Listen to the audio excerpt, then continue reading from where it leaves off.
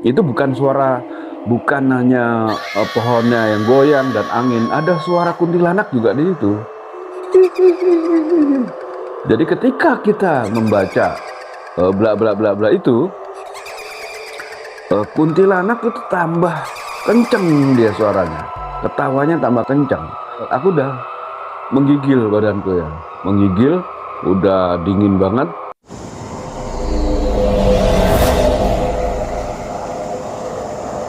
Oke, terima kasih sudah bergabung di channel Sang Chandra, channel yang akan membawa kalian di cerita mistis, unik, dan horor. Masih di kawasan Pandeglang, melanjutkan cerita kita yang kemarin. Di suatu hari aku meminta izin untuk mengunjungi saudaraku yang ada di Serang, Banten. Aku meminta izin ke Kiai Ansori selama 4 hari. Jarak dari Kampung Jambu, Pandeglang menuju ke Serang, Banten itu kisaran 45 km. Jadi setelah aku mendapatkan izin, aku diantar oleh keponakan beliau menuju ke terminal Pandeglang. Setelah itu aku naik bis menuju ke Serang. Cuman yang aku nggak ingat adalah di Kabupaten Serang ini adalah kecamatan dan desanya ya. Jadi kita ringkas saja ceritanya bahwa aku berada di Kabupaten Serang. Untuk kecamatan dan desa sama sekali aku udah nggak ingat karena waktu itu masih bujang. Jadi aku mengunjungi saudaraku yang sedang berdinas di sana. Kebetulan beliau menjadi bidan dan dinas di puskesmas di Kabupaten Serang. Cuman kita ada di desa yang terpencil. Bukan terpencil ya, bukan terpencil sekali, tapi desa yang agak ke dalam ya, ke dalam. Jadi suasana desanya memang masih asli dan benar-benar desa di Kabupaten Serang itu. Dan di sana itu ada keponakan ya, keponakan sepupu yang berinisial A. Oke, kita sebutkan namanya aja. Ya, disclaimer karena namanya Agus tuh banyak, jadi kita disclaimer bahwa namanya Agus. Jadi mohon maaf kalau ada kemirip-miripan kalau namanya Agus ya. Karena Agus itu banyak. Aku berbincang-bincang dengan Agus, ngobrol juga dengan saudaraku, dengan tanteku itu juga aku ngobrol. Akhirnya aku ngineplah semalam di rumah beliau. Kalau nginepnya totalnya sih 3 malam, yang keempat malam pulang. Jadi waktu aku nginep 1 malam, esok harinya setelah tadi malam tuh ngobrol-ngobrol panjang lebar sama si Agus. Waktu itu kan musimnya akik ya, batu akik itu. Waktu musim batu akik. Nah, pas semalaman ngobrol batu akik, ngomongin jimat, ngomongin keris, ya pokoknya benda-benda yang bertuah lah saat itu dan antik. Besok harinya Agus tak ajak jalan-jalan di sore hari ya. Di sore hari kisaran jam 2 siang. Gus, ayo nyari makam keramat, makam yang paling angker di sini.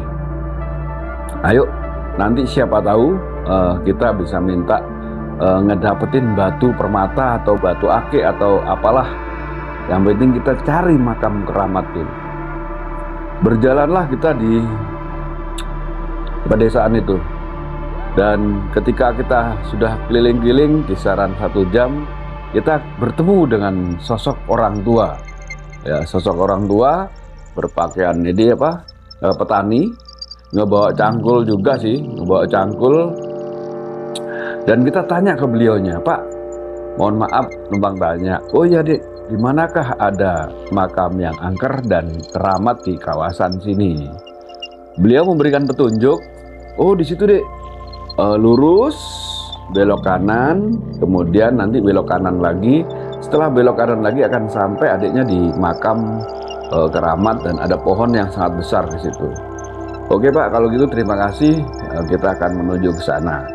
Beliau nggak tanya kepada kita ada keperluan apa dan lain sebagainya. Kita juga karena saking senangnya dan keburu-buru waktu itu kita survei dulu ya. Setelah itu kita lanjutkan perjalanan mengikuti petunjuk yang beliau berikan. Kita lurus, belok kanan, kemudian belok kanan, sampailah kita ke makam tersebut. Wow, ketika aku melihat makamnya, ya ada 2 makam di situ ya. Ada 2 makam yang nisannya itu dibungkus kain putih ya, nggak tahu kain apa, pokoknya kain putih. Dan di atas nisan itu ada pohon yang sangat besar. Mungkin kalau di lingkaran itu mungkin 5 orang ya, 5 atau 6 orang, karena sangat besar sekali pohonnya dan lumayan tinggi pohonnya. Wah, aku ngobrol sama Agus, ngomong sama Agus, Gus kayaknya cocok nih. Kira-kira berani ntar malam sini? Ayo, berani. Siapa tahu aja kita dapat sesuatu. Oke. Jadi kita pulang dulu, kemudian pas waktu maghrib kita juga sholat berjamaah. Kebetulan ada masjid di situ. Setelah itu kita nunggu waktu jam 9 malam. Kita nunggu waktu jam 9 malam, kita udah siapin senter dan lilin. Nah, jam 8.30 menit, ya jam 8.30 menit kita mulai berjalan membawa senter. Karena jaraknya sih dari rumah saudaraku itu ke makam tersebut jaraknya cuma 500 meter ya, setengah kilo sampai. Berjalanlah kita malam hari di makam kuno atau makam keramat tersebut. Kita mengikuti petunjuk yang tadi siang kita dapetin, lurus, kemudian belok kanan, kemudian belok kanan. Jam 9 malam setelah lilin sudah kita pasang, kita uluk salam, kita kirim Fatihah, kemudian kita wirid. Waktu itu karena aku merasa sebagai seorang santri dan masih belum pengalaman sebagai seorang santri dan belum pengalaman di bidang itu, cuman karena kita punya sifat sombong, ya sifat sombong banget dan ngentengin sesuatu. Kita ketika ngedapetin ilmu maunya coba-coba, dan kita cobalah malam itu bersama Agus. Saya nggak sebutin aku wiritan apa, jadi seperti ini aja ya. Ketika aku wirid, aku membaca sesuatu, bla bla bla bla bla bla bla bla. Ketika aku membaca sesuatu, bla bla bla bla bla, itu angin datang. Angin lagi, tandanya angin. Kemudian setelah angin itu pohon itu bergerak ya. Karena aku di depan, Agus di belakang. Pohon itu bergerak, bukan bergerak, goyang. Pohon itu goyang dan aku membacanya itu tambah kenceng, dia tambah bergeraknya, angin juga tambah kencang. Ketika aku membaca bla bla bla bla bla, itu tambah kencang. Nah, waktu itu jam 9, 10, 11 ya. 11, 9, 9, 10, 11, 9, 10, 11, jam 2 jam ya, 2 jam. Belum jam 12, masih di jam 11 waktu itu. Tapi godaannya sangat gede banget ya. Godaannya sangat berat banget. Karena waktu itu kita emang kalau orang Jawa bilang gue engkres, sombong, belagu. Kita coba-coba, terjadilah seperti itu.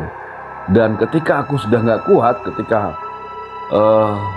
itu bukan suara, bukan hanya pohonnya yang goyang dan angin, ada suara kuntilanak juga di situ.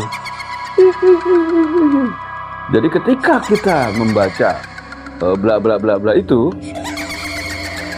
kuntilanak itu tambah kenceng dia suaranya, ketawanya tambah kenceng. Aku udah menggigil badanku ya, menggigil, udah dingin banget. Si Agus santai dia, diem aja dia di belakang.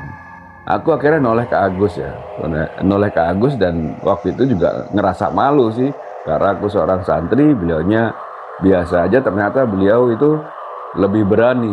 Gus, ayo pulang aja Gus. Aku takut dah, kita nyerah, aku gak berani.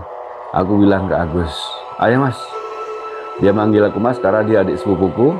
Nah, waktu pulang, kalau tadi jalannya lurus, belok kanan, berarti kita kalau pulang lurus, belok kiri ya. Nah, kita udah lurus itu. Lurus, belok kiri, perasaanku udah.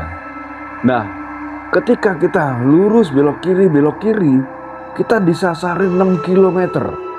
Gus, waktu dalam perjalanan, Gus, kok ini nggak sampai kita Gus? Iya, harusnya kan setengah kilo udah sampai kita. Ini kita udah jalan kisaran 3 kilo, belum sampai.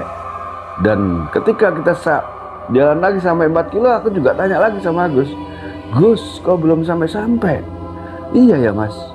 Waduh, kesasar ini, kita disasarin itu. Jadi kita disasarin malam itu. Ya harusnya jaraknya 500 meter. 500 meter. Kita disasarin 6 kilometer.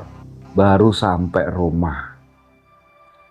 Setelah sampai rumah, kita ambil wudhu, ya, kita bersih-bersih, kita ambil wudhu.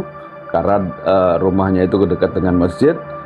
Nah, kita nongkrong di masjid sama Agus, bukan nongkrong. Kita melekan sama Agus di masjid karena waktu kita takut, jadi kita nyari tempat yang aman. Mungkin kalau di masjid kan dianya tuh nggak berani ganggu. Nah, kita ambil wudhu, kita melek di masjid sampai pagi itu ya. Kita ngobrol nggak karu-karuan sama Agus tentang hantu yang nakutin kita dan nyasarin kita waktu itu. Nah, keesok harinya baru kita pulang ke rumah.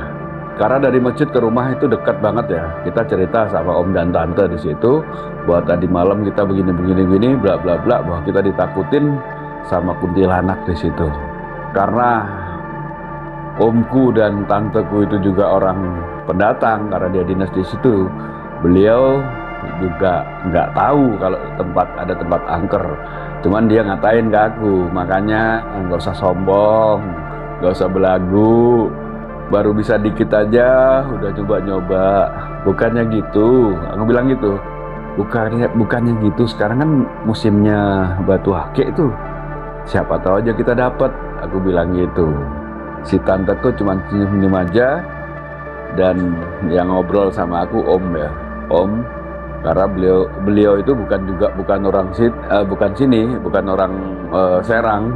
Beliau dari Cianjur ya, beliau dari Cianjur dan tanteku dari Jakarta. Beliau kan merantau juga di situ karena dinas aja ya.